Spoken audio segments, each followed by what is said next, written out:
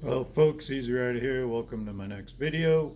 Today we're going to talk about no-name Chinese Amazon crash bars that I put on a 2022 Honda CB500X. If that interests you, stay with me.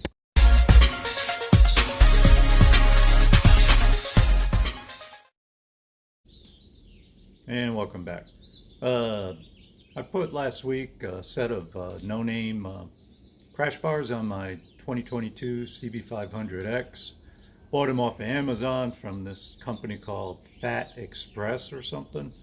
It don't really matter where you get them. There's a bunch of different ones selling the same kind of thing. They all come from China.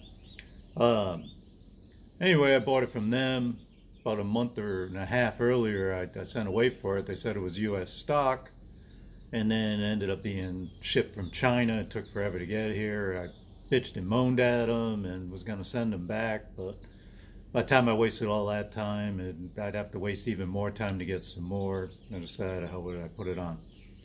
So anyway, keep that in mind. Other than that, it's not so bad. I'm going to turn the camera around. I'll show you some of the steps it takes to put these things on. Of course, they don't really come with instructions, just a couple silly pictures that really don't help you out. But since I've put stuff like this on bikes before, it wasn't a real big deal. So I'll kind of walk you through kind of what you need to do. Anyway, let me turn the camera around. And here we are. These are the bars. It's a 1-inch bar. They're pretty substantial. Very nice, pretty well made. The paint's okay. There was a chip somewhere that I noticed when I first put it on. Other than that, it came shrink wrap, bubble wrap, blah, blah, blah. It's a two-piece deal. It's got the bottom rack, bottom crash bars, and then the top crash bars, two separate pieces. Let me walk around. I'll show you kind of what it looks like from the front. Goes underneath, connects up underneath the fairing, comes back around, and then back down there to that stuff down there. It was probably, I'm going to say an hour and a half job, and I work slow, hour and a half, 2 hours. Most people probably could do it quicker than me. I'm pretty slow. So anyway, let me run through what you need to do. First, you need to put the bottom bars on. That's the first step. And don't tighten anything down till absolutely the end, and I'll explain that in a minute. First thing you got to do is you got to take the shifter off. There's that little bolt up on the top of it. I loosened it up. It still wouldn't come off.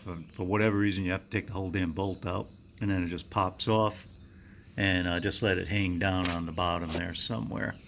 And then you need to take this plate off right here. It's just a couple bolts, and there's a retainer underneath it also that you got to kind of keep an eye on.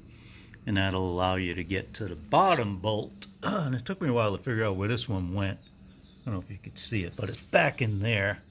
That bolt goes all the way, holds up the back of the engine. Oh yeah, let me back up. Before you do any of this nonsense, what I did is I had a scissor jack and a block of wood right around there, and I held the engine up. You do not want this doesn't have a frame like below the engine, so the engine is part of the frame, so you don't want that sucker dropping on you while you're pulling bolts out. And another thing too, only do one bolt at a time. There's that bolt on the bottom, and then there's this bolt right here, and another one on the other side. So you only do one bolt at a time. That way the engine doesn't drop or shift. If it does that, you're going to be in for some work. So yeah, put a block and a scissor jack underneath it. So anyway, so that bolt goes straight through. You're going to have to use their supplied bolt. They have a supplied bolt and a nylon nut for the other side.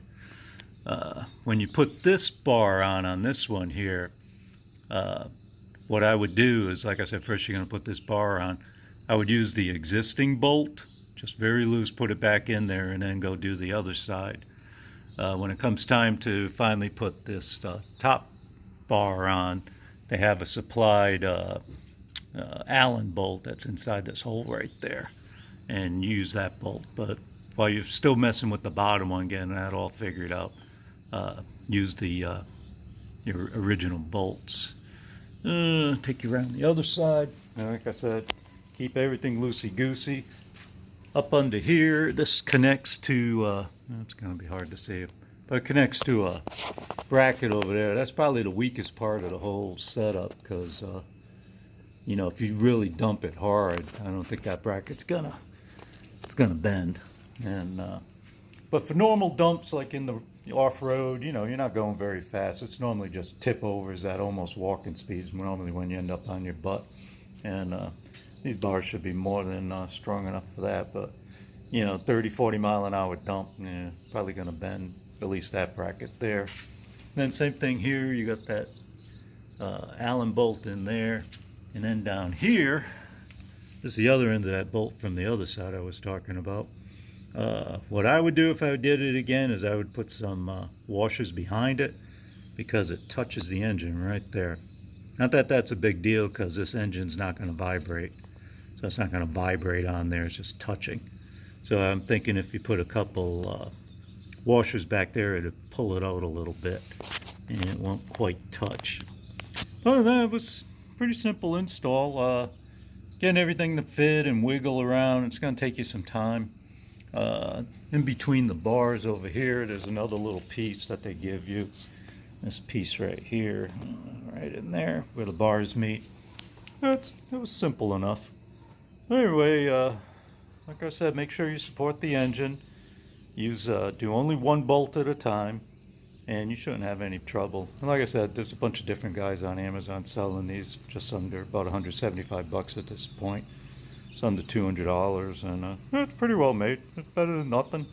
And ain't a whole lot of companies out there making them for the CB500X, and if they do, they're like crazy expensive or whatever, you know, hard to get or always out of stock. But anyway, you have any questions, feel free to ask them in the comments, and hope you got something out of this. Oh yeah, don't forget to hit like and subscribe.